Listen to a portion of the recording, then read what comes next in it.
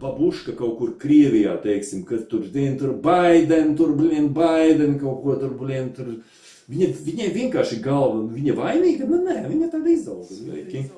Nu, es šodien domāju izskatīt vienu video, atkal alfas kursu, atkal par pazīstamām tēmām, bet šoreiz to pasniedz, teiksim tā, katoļu teoloģijas labākie prāti. Šī gadījumā iet runa par priesteri, profesoru un doktoru Andri Jerumani, tātad viņš skaitās tā kā best of the best, labākais no labākajiem, Captain America, ja? Tas nozīmē. Viņš patiesībā runā par tām pašām lietām, ko citi runā, tikai viņš prot to pasniegt, labāk iepakot nekā citi. Ja? Video ir diezgan garš, un es noskatījos viņu 2 reizes, pierakstīju to un tā tālāk, un es varu pasniegt jums savu, tā kā atzinumu par to, ko es tur pamanīju, kas varētu būt tā kā, manuprāt, nepareizi. Ja? Īsumā varu pateikt tā, ir vismaz 3 lietas, ja varu vairākas atrast, bet vismaz 3 lietas, kas ir tādas viennozīmīgi kļūdēnas. Vēlāk mēs izies viņām katram cauri, bet pirmām kārtām tas ir pieminētas 3 lietas. Tas tātad, ka patiesība ir atkarīga no cilvēku daudzuma, kas tai tic, jo Jerumanis citē, ka lūk, redziet, kā kristieši tik pasaulē ir daudz, cik tur 31%, cik tur 2 miljardi, kas tur, ne? Attiecīgi tātad viņiem ir patiesība un taisnība. Otrais arguments, ka tev ir sirdī tādas vēlmes pēc kaut kā vairāk, attiecīgi, ka tas nozīmē, ka tev tur vieta Dievs ir iztaisījis tukšumu, ar ko priekš sevis atstājis, tātad tev tur jāieliek Dievs tanī sirdī iekšā, attiecīgi tev būs viss kārtībā. Un trešais, viss tāds, manuprāt, patiesībā tas tā kā nevis kļūda, bet es pat nosauktu, ka viņa tāda čūska, viltīga tāda čūska, un viņa tā čūska, viņa visur tanīs teoloģijas, tanīs variantos lien cauri visur. Viņi no vēsturiskuma, ja, viņi pāriet patiesībā, ka viss pārdabiskais arī ir vēsturisks. Jēzus bija vēsturisks, tātad viņš Dievs. Un šī video var, ja kāds izdomās noskatīties to video, bet viņi ir krūti noskatīties, viņi ir karš. Viņi no tā vēsturiskuma parāda, ka Jēzus ir vēsturisks, un tad viņš pēkšņi neskā uzreiz, jā, Bībele ir Dieva vārds, un Jēzus ir Dievs, un viss uzreiz, kā saka, kas absolūti nekā nav, nekur pamatots. Jā, Jēzus ir vēsturiska persona, tur parasti visi saka, ka jā, vēsturiska persona. Bet vai viņš bija Dievs? To tam jāatlīd, vai Dieva vārds ir tas ir Dieva vārds, vai Bībele ir Dieva vārds? Par to jau iet runa. Un to nemitīgi tam pāriet pāri, neizskata līdz galam, pieņem paši par sevi saprotamu, un ar to pašu liekas, ka viss ir kārtībā. Tātad 3 lietas, ja? Paskatīsimies tagad pirmo lietu, kas tiek apgalvots, ja? Šodien apstrīdēt, ka Jēzus nebūtu vēsturiska persona, ir muļķība. No zinātniskās puses nav nekāds šaubas. Tas bija ļoti tāds virspusējs skatījums, ja? Tā ir leģenda, cilvēki, kas vienkārši izdomājuši kādu mītu. Jūs varat iedomāties, ka mēs esam 2 miljardi kristiešu pasaulē. Un viņi visi atsaucās uz vienu personu. Jēzus. Vai mēs apzināmies? Arī šodien. Uz 6 miljardi iedzīvotājiem vai vairāk, 1/3 cilvēku uzskata, ka Jēzus ir kaut kas svarīgs. Varbūt tā ir vienīgā personība, kurai ir tik daudz, par kuri tik daudz ir runāts un par kuri tik daudz rakstīts, un kas arī ir atstājis aiz sevis īstenībā 2 miljardu ticīgo vai vienkārši viņa domāšanas sekotāji. Un tāpēc ir vērts padomāt par Jēzu. Jerumanis runā uzreiz pašā sākumā par to, ka ir tik daudz, kas runā par Jēzu, 2,4 miljardi, 31% un tā tālāk. Viņš runā, ka tas ir noteicējis, ka tātad tur jābūt patiesībai. Tas ir maldi. Patiesība nav atkarīga no tā, cik cilvēki tā piekrīt vai nepiekrīt. Patiesība ir pāri tam visam. Paši kristieši taču sākumā bija tikai pulciņš vai kas. Nebija tā, ka viņiem visi uzreiz tur sekoja un visu. Viņi bija pārliecināti, ka tā patiesība. Tāpēc patiesība, cik daudz cilvēku tic kam vai netic, ir aplami. Tikpat daudz ir, man liekas, cik tur bija, es pierakstīju, 1,9 miljardi ir musulmaņi. Nu, kas notiks, ja pēkšņi tie musulmaņi pielavīsies klāt, viņi būs vairāk, pēc 50 gadiem būs vairāk, būs, 2,4 miljardi musulmaņi un 2 miljardi kristieši, tad tas nozīmētu uzreiz ko? Tas nozīmētu ko? Kā patiesība ir musulmaņiem tad, jā. Nē, tā arī nevar būt, vai arī savādāk varētu pateikt, kad kristiešiem pieder tikai 31% patiesības, musulmaņiem pieder 24% patiesības, un kaut kā tā, to patiesību sadalīt pa procentiem. Nu, jūs saprotat, ka tas tā nav. Tātad arguments, ka teiksim, kristiešiem ir tik un tik viņi ir daudz, ka tas būtu tas apstiprinājums, ka būtu attiecīgi viņa pusē patiesība, tas ir tas nepareizi, jā. Apstiprinājums tam, ka varbūt ir vēsturiska persona, tas varētu būt, bet ka tā ir patiesība, ka tur ir Bībelē patiesība, tad diez vai varētu būt kāds apstiprinājums. Iedomājieties, arķibīskaps Zbiņevs tagad teiktu, mans tēvs, kas ir debesīs, man saka to un to, jūs teiksiet, uz psihinijām. Bet Jēzus tāpat izraisīja milzīgu kontroversiju, polemiku. Viņš uzdrošinājās runāt par Dievu kā par savu tēvu. Kas mani redz, tas redz manu tēvu. Jautā par lūkšanu, kā tu lūdzies, tēvs mūsu, kas esi debesīs.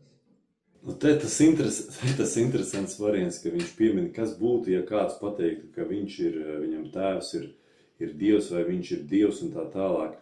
Es te vienreiz biju taisījis video, kur man liekas Austrālijā. Tas ir, paskatieties, YouTube, ir cilvēks, kas uzskata, ka viņš ir Jēzus un viņam ir sieva Marija Magdalēna. Viņš ir un viņam ir sekotāji. Tas video, es norādīšu šeit lejā linku, viņš stāsta, kā viņš ir kļuvis, kā viņš ir, kā tas notika. Viņš stāsta, kas bija, kad svētie raksti ir pamainīti. Ka viņš ar Mariju Magdalēnu ir viena dvēsele, un viņi vienmēr ir bijuši kopā. Interesanti, tas nav izdomāts, tas ir cilvēki, tādā ziņā nav izdomāts, ka ir cilvēki, kas apgalvo to. Nu, tagad jautājums. Vispār tanī vidē, ja kas tanī laikā, kad Jēzus apgalvoja, ka viņš bija Dievs, vai rakstīja, vai kāds pierakstīja, ka viņš bija Dievs, tā bija vide, kad visur ticēja, ka ir saucamie tie demigādi un tā tālāk bija grieķiem un romiešiem, bija tie cēzariem un pārējiem, viņi tā kā pa pusē dievi bija, viņi bija, varat palasīt par, man liekas, par Aleksandru Lielo bija interesantas apraksts, ka ticēja, ka viņš arī bija piedzimis, kas saka, ka viņam nebija tēva, ka viņa tēvs bija Zeus un tā tālāk. Ne? Tas ir, tanī vidē bija tā, ka cilvēki apgalvoja, ka viņš ir dievišķa persona, ka viņš ir Dievs. Tas nebija nekas brīnums, tāpēc viņš saka, ja Zbigņevs pateiktu mūsdienās, ka viņam ir tēvs, kas saka, Dievs ir tēvs, kaut gan jocīgi skan, ka patiesībā visi lūdzās tēvs mūsu, kas ir debesīs, tēvs. Kas saka, Dievs, viņš uzskata Dievu par tēvu, bet ja viņš pateiktu, nē, man īstenībā, kas saka, Dievs ir tēvs, un tad tanī laikā tas bija savādāk, tas bija ok.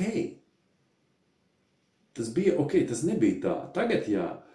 Tagad patiesībā sanāk tā no viena puses teikt, ka Zbigņevs, jā, teiktu, ka viņam tēvs ir Dievs, ka viņu ieliktu psihiatriskā Bet ja otrreizējā atnākšana būtu Jēzus, teiksim, un nonāktu Jēzus vienkārši tā kā tas cilvēks no Austrālijas, viņš saka, es esmu Jēzus, es esmu otrreizi atnācis. Tad tāds Jermanis un Zbigņevs teikt, ko jūs ņemiet viņu uz slimnīcu. Bet tas ir tas, ko jūs stāstat. Tas ir tas, ko jūs sludināt. Ka nāks Jēzus, un tu jau nezini, kā viņš nāks. Tu domā, ka viņš uz baltā zirga visus izdzinās, tur eņģeļi apkārt. Kur tas ir tagad rakstīts? Tāpat kā viņš nāca pirmo reizi, izskatījās kā cilvēks, un viņš neko neatšķīrās, kā saka, vizuāli. Viņš bija tā kā cilvēks. Un tagad tāds pats cilvēks atnāk un teiktu, jā, es esmu otrais atnācis, viņus psihi neaizsūtīt. Tas ir tā morāla šitā te sanāk, ne?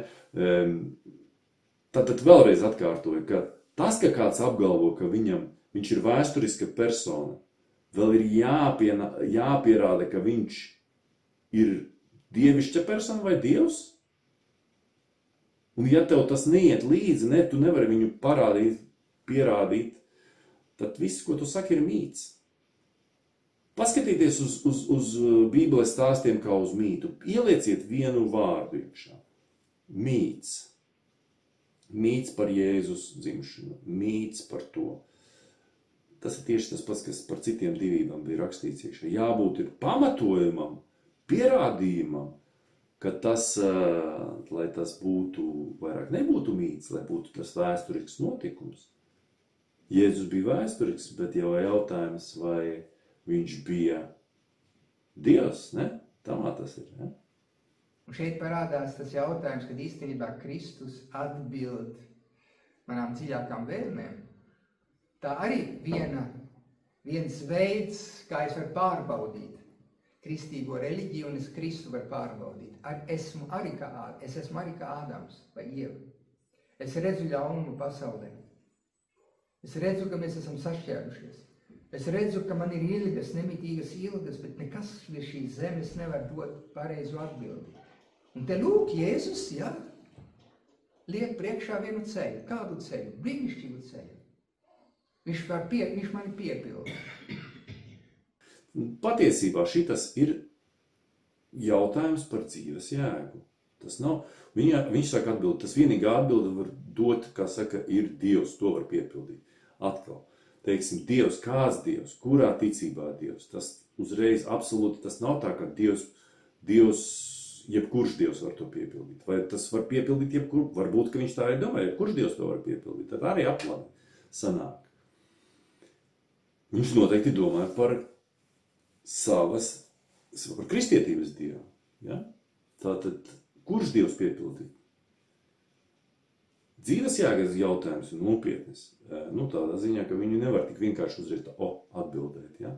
Bet uzreiz, kā angliski saka, God of the gaps, jeb citiem vārdiem sakot, ka kad tu nezini, ko atbildēt, tātad jābūt Dievs. Tātad tur nezinu, Dievs to izdarīja, nezinu, Dievs. Man ir tukšuma sajūta, tātad tur vajadzīgs būt Dievs. Tas tāds nepamatos, plus arī nevar par kādu Dievu runa. Kāpēc uzreiz jābūt tam Dievam, par kuru tu stāsti? Bet tātad, laiki ir piepildījušies, Dieva valstība ir tuvinājusies. Tas nozīmē, Dievs ir tuvojies Ādamam visai pasaulē. Un tas debesu valstība, tas nozīmē Jēzus sevi identificē ar debesu valstību. Tas ir jēdziens, kas vecā derībā ir ārkārtīgi svarīgs, Dieva valstība. Tas ir Dievs, tas ir Kristu, viņš ir tuvojies. Un tad seko atgriežaties. Šeit jūs pamanījāt, kā vienkārši tika pārgāja Jerumanis no tā, ka Jēzus ir vēsturiska persona, ka Jēzus dod atbildi tai dziļākajai vēlmei, kas mēs nezinām, teiksim, un pēkšņi, ka Jēzus ir Dieva valstība, ka viņš pēkšņi uzreiz palika pārdabisks. Tas vēsturiskais Jēzus, par kuru sākumā teica, ka nevar apstrīdēt, viņš pēkšņi, bez nekāda pamatojuma, palika debesu valstība, palika Dievs pārdabisks un tā tālāk. Uz kāda pamata? Uz kāda pamata vēsturiskums paliek pēkšņi uzreiz kaut kas tāds pārdabisks un tā tālāk? pierādījums ir vienkāršs. Tie paši musulmaņi uzskata, ka viņš ir pravietis. Labākajā gadījumā. Un nākošais etaps ir Muhameds. Ja? Kas vispār ir interesanti par šito te, kā saka, par tiem revolucionāriem, ko saka, ka Jēzus bija revolucionārs, viņš gāja fariziem, rādīja un visu, kas saka, labi būt revolucionāriem. Un kad nāca Luters, pēkšņi katoļiem vairāk revolucionāri nepatika. Viņas, kā saka, reformu uztaisīja baznīca.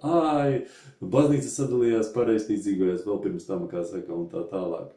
Reformācija neskapēc tad uzreiz vairs nepatīk, ne, bet kad nāca tas patiesībā, un to pat arī, teiksim, no islāma viedokļa, labi, bet nākošais etaps ir Muhameds.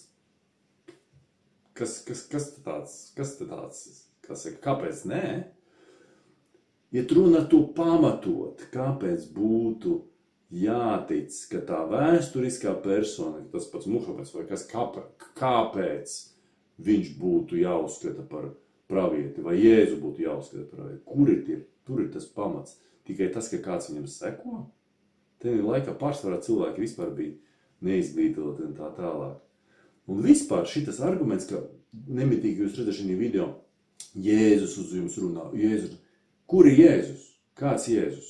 Tu stāvi šo cilvēku priekšā, Jerumani stāv, un stundu mēģina viņam iestāstīt kaut ko. Kur?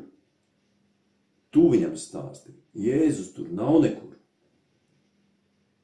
Tāpēc tā visa nemitīgā skaidrošana, smaziņu skalošana, liek, bet tā jau, ja būtu Dievs, tā kā protestanti saka, paņēmi Dieva vārdu, Bībeli, izlasīja un saprati, ja? Bet, tas ir par citu tēmu, kā saka, mēs vēl paskatīsimies par šitiem protestantiem, jā, arī.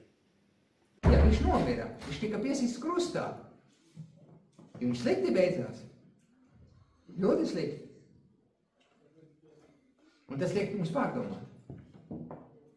Slikti beidzās. Bet vai tiešām slikti beidzās? Ir 2 miljārdi bērni šodien. Uzticīgi, neuzticīgi, bet tomēr atcerās Kristus vārdu. Pat, ja mēs šeit rietumos aizmirstam Dievu, tomēr visu runā vēl par Dievu. Lūk, šie aspekti, kas liecina par to, ka Jēzus ir jautājums, un jautājums, kas ar vien vairāk ir jāpēta katram no mums. Jo, ja mēs esam inteliģenta būtne, mēs nevaram nonākt pie jautājuma, bet kas tad viņš bija? Un ja tik slikti beidzās, viņš tika piesists krustā, par to arī liecības, par to arī romiešu vēsturnieki runā un Flāvijs runā, tad to pašu, ko svētos rakstos saka, jā, viņš ir ticis piesists krustā. Un tad notiek kaut kas neiedomājams. Neiedomājams. Svētos rakstos visi liecina, ka 3. dienā viņš augšām cēlās. Jā, šitas laikam ir tas vienīgais arguments, par ko mēģina, kā saka, pasniegt, ka tas ir tāds tā kā, pamatots, teiksim, ja, ar to pašu, ka viņam bija sekotāji, jā, viņš vēsturiski tika piesists krustā, to Jēzu ir, jā, pierādījumi, ka viņu piesita krustā. Ar to pašu, tātad, kā saka, viņam bija sekotāji pēc tam, ar to pašu viņš, kā saka, bija Dievs un viņš runāja patiesību, ne? Bet nekur, paklausieties, nekur nav pierādījumu tam, ka Jēzus bija augšām cēlies. Un tamā jau tā lieta ir. Ir pierādījumi, jā, ka viņš bija nosis uz krustā piesists, bet nebija, ka viņš augšām cēlies. Bet tamā jau tā kad saka, būtība ir. Ja viņš nebija augšām cēlies, tad tam nekur nav nekāda jēga un vērtība. Tikai tas, ka viņi ticēja. Un tagad kāpēc viņi ticēja? Tur izskaidrojumi varētu daudz būt. Varbūt viņi, kā saka, padomāja, vai viņiem izlikās, ka viņš, kā saka, palika dzīvs, vai kāds pastāstīja, vai mīti sāka iet kāpēc. Es nezinu, kāpēc tā. Bet pierādījumi, ka viņš bija augšām cēlies, nav. Tikai vienīgai tas, ka bija sekotāji, kas ticēja, ka viņš bija augšām cēlies. Plus tas, kas rakstīts svētajos rakstos, tad viņš taisiet brīnumus un tādas pārējās lietas, tas jau arī taču ir tikai un vienīgi stāsti. Tas, ka tur ir pieminētas vēsturiskas vietas, tur, kā saka, Jeruzaleme un vēl kaut kādas vietas, nenozīmē, ka uz tā pamata būtu jātic, Jēzus tur piemodināja tur no mirušiem vienu to un to, tā, kā saka, cilvēks. Tikpat labi tas ir mīta līmenī palicis. Tāpēc nevajag tās lietas jaukt, ka tiek pieminēts kaut kāda vēsturiska persona vai vēsturiska vieta, uzreiz, kas pārējais sekot anī pašā, uzreiz automātiski ir patiesība, ne? Tas, man liekas, katram ir skaidrs. Tāpat taču taisa pasakas, viss, ko var teikt, tur Rīgā dzīvoja tas un tas tur lāčplēsis, viņam bija lāča ausis. Bija tas cilvēks ar tām lāča ausīm, vai viņš nebija ar tām lāča ausīm? Tas ir liela jautājuma, ne?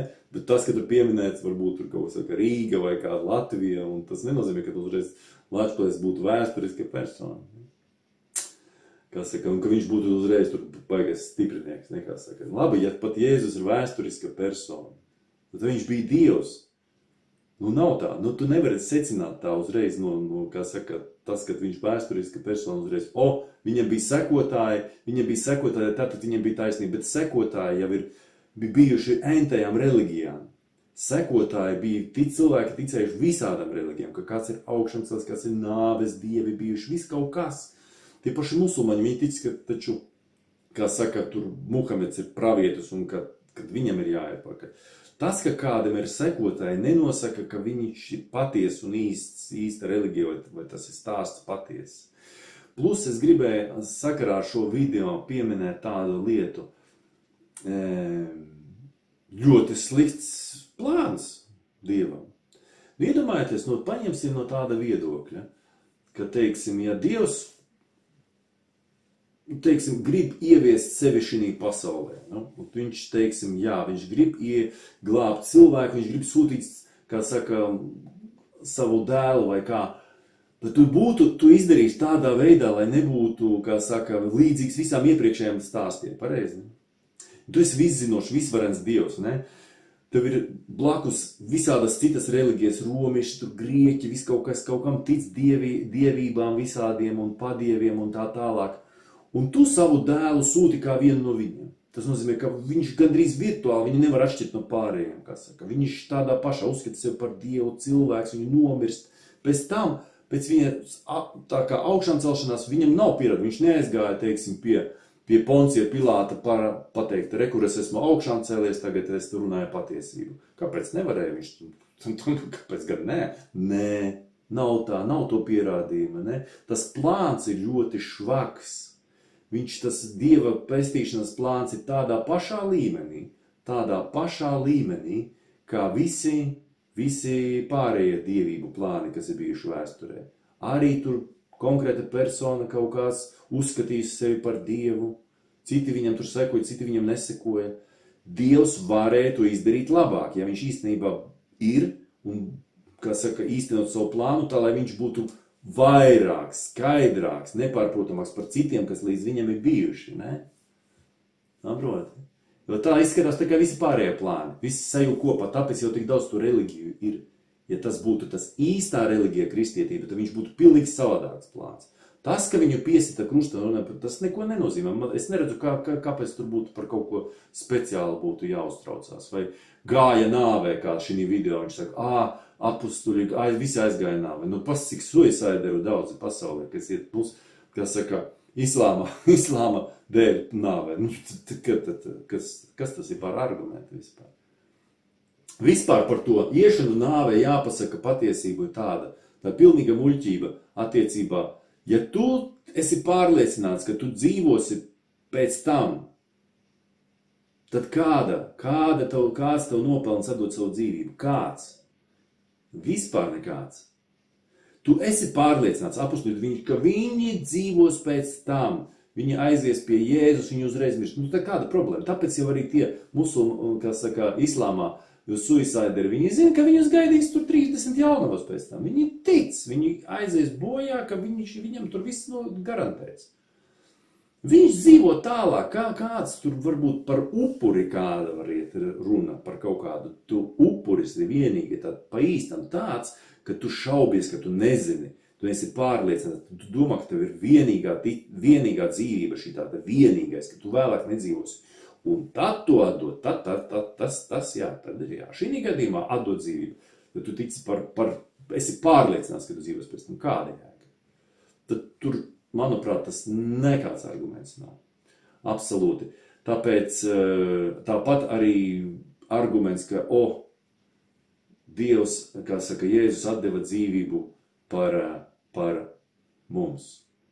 Un tie, kas varbūt nav kristietība tā, kā saka, par to lietām pārdomājuši, ļoti iespējams, ka pašā sākumā kristieši tā arī domāja, ka Jēzus bija viņa dēls. Viņi citas pat, kurš tagad uzskata, ka tas ir nepareizas mācības, herēzijas un tā tālāk. Viņi domāja, ka Dievs savu dēlu sūtīja, kurš bija, kā saka, vai radīja savu dēlu līdzīgu sev, tā kā eņģeli, un atdeva, kā saka, par mums viņš upurējās un tā tālāk.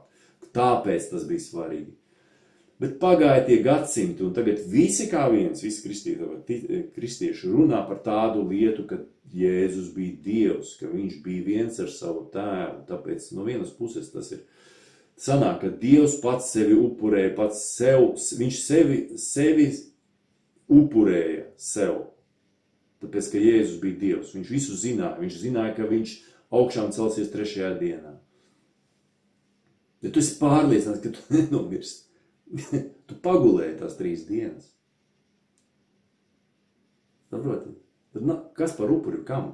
Kāpēc tu nevari vienkārši piedot? Tas ir tas.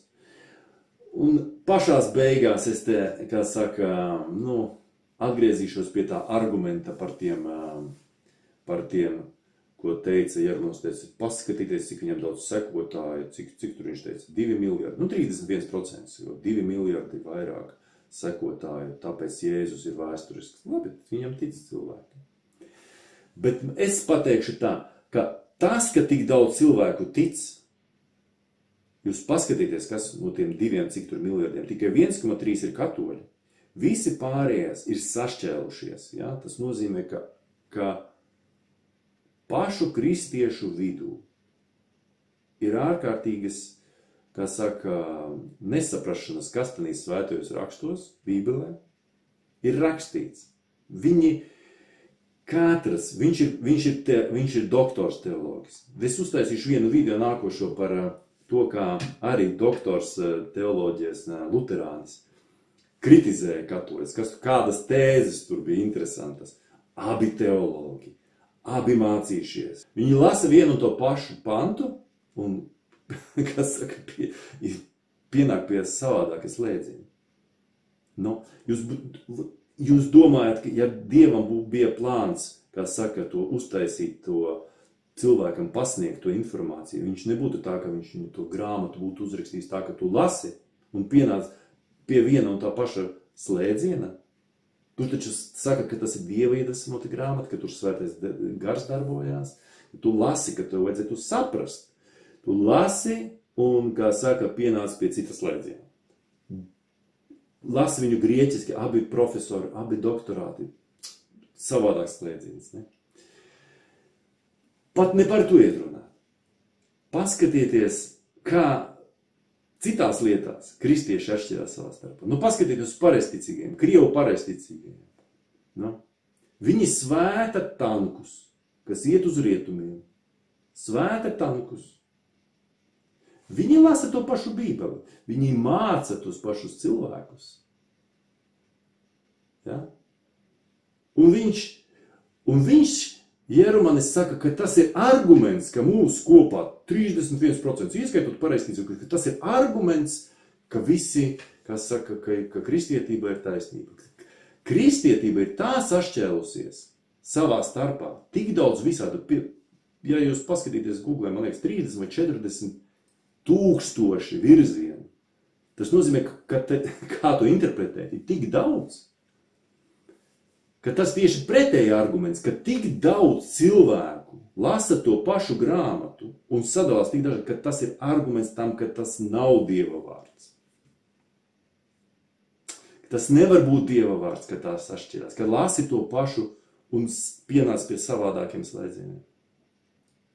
ej mīlē savu tuvāku un kā sevi pašu, un svētīt tankus ar šito te, ar svētīto ūdeni, lai viņi iet. Ja?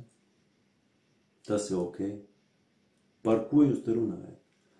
Saprotiet, es teikšu tā. No vienas puses es saprotu,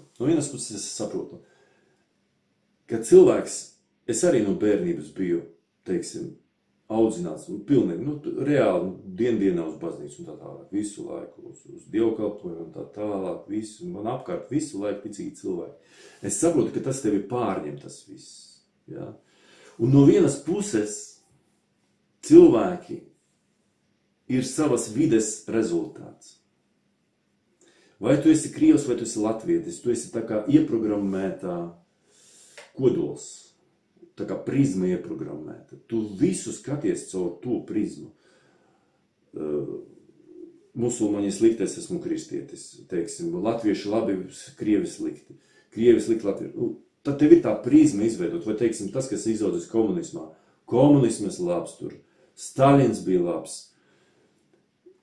Jebkas, tāpēc šausmīgi svarīgi to parasti ir reliģijās, to izmanto, lai tos bērnus pie sevis piesaistītu, aiziet uz baznīcu, tad bērnam tas izveidos, jo bērns kā tukša lapa. Viņu paņem un tad ieprogrammē, un tad tas ļoti grūti sevi tā kā izprogrammēt no tās sistēmas, skatīties no malas, jo tev jau ir izveidojies tas skats uz dzīvi, tev vecāki to ielikuši skolā vai vecāki, tā vide, kur tu esi izgājis cauri, tāpēc iziet no tā gandrīz nav iespējams. Es par sevi to pašu saku. Es, kad skatos, kas notiek pasaulē, emocijas viņas uzreiz, tas ir slikti, tas nedrīkst. Un pēc tam ir tas racionālais, tas izskatī vēlreiz, padomā par to, paskaties. Un tad tu sevi sāc skaidrot, bet tas ir tik grūti, ka, grūti. Tāpēc es saprotu, ka cilvēki, teiksim, tu esi teologs, tu esi filozofs, tu esi izaudzis kristietībā, tev ir tā kā sākuma gandrīz nav iespējams tevi pārtaisīt. Tev ir sava taisnība. Tu esi tāds, kāds tu esi. Saproti? Un tāpēc, kad es klausos tos video, tas ir tas moments, kad es citreiz saku, vai ir vērts? Jo viņš ir tāds, vai viņu vērts pārveidot, viņš ir tāds izveidojies. Ko tur viņu izdarīsim? Tāda babuška kaut kur Krievijā, teiksim, ka tur Baiden, kaut ko tur. Viņai vienkārši galva, viņa vainīga, nē, viņa tāda izauga. Viņa izauga Stalina komunisma laikā, viņa tur pret komunistiem, pret rietumiem izaugus, viņa tur, jā, tāda viņa ir. Tāda mēs esam, tā kā cilvēki. Tāpēc, gandrīz es nezinu, vai ir iespējams tā bērnus vai vispār cilvēks izaudzināt, ka viņš varētu tā plaši uz visām lietām skatīties, tā kā no malas, tā kā paskatīt šitas labs, tas slikts, vēl kaut ko. Varbūt, ka kādam palīdz tāda veida paskatīties uz tām lietām, kas tiek citi apgalvo, bet nopietni es tev teikšu, tas visi šitā veida, kas pasaulē notiek arī tagad, teiksim, kaut kāda veida, visi tie kari un viss pārējais. Tas tāds fanātisms tevi ieprogrammējuši, tev saka vienu lietu, skaties, 2x2 nav 5, 2x2 ir 4, un tu saki, es ar prātu saprotu, bet ar sirdi, es nevaru. Un tas ir skaidrs, bet, ka tur tā nevar. Ļoti grūti tas ir. Tāpēc katrs cilvēks ir savā veidā iekļuvis tādā tā kā,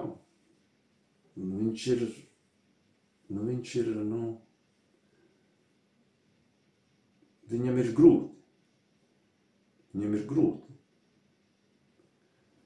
Viņš daudzās lietās nav vainīgs par tā, kā viņš domā. Tāpēc tas ir cita tēma par to brīvo gribu, kad citi saka, ka nemaz nav tās brīvās gribas. Tu esi tā izveidots ar savu vidi un ar savus apkārtēju, ka tev zemapziņā tev jau iepriekš pateikts, ka es balsošu, kā saka, par tiem, par labajiem vai par kreisajiem, kad es karošu pret tiem, nevis pret otriem, tas tevī jau ir ielikts iekšā tā tik zemi un dziļi, ka tu pat nezini, ka tas tevi nosaka tavējās racionālās, kas saka, tos lēmumus, ne? Bet tas cits par citu tēmu. Labi, katrā ziņā šodien pietiks. Varat video apakšējām kādam paskatīties tur un, kas saka, paši padomāt vai kā, bet katrā ziņā visiem labi.